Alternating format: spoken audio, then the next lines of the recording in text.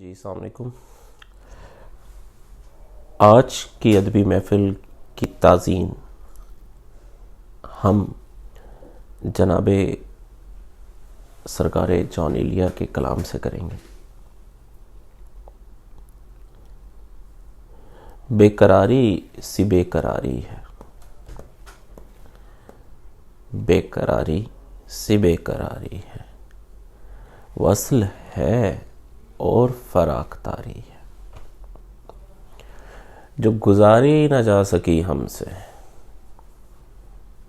जो गुजारी न जा सकी हमसे, हमने वो जिंदगी गुजारी है। बिन तुम्हारे कभी नहीं आती, बिन तुम्हारे कभी नहीं आती, क्या मेरी नींद भी तुम्हारी है। उससे कहियो कि दिल की गलियों में, उससे कहियो कि दिल की गलियों में रात दिन तेरी इंतज़ारी है।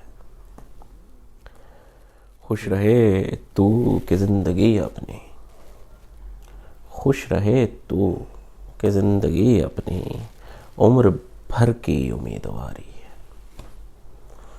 बेकरारी सी बेकरारी है, वस्ल है और फराक तारी। आज की अदबी महफ़िल में अपने मोहतरम नाज़रीन के लिए जनाब जॉन साहब का ये खूबसूरत कलाम तोहफ़तन पेश किया है। उम्मीद है कि आपको ये पसंद आएगा। Thank you. अल्लाह हाफ़िज़।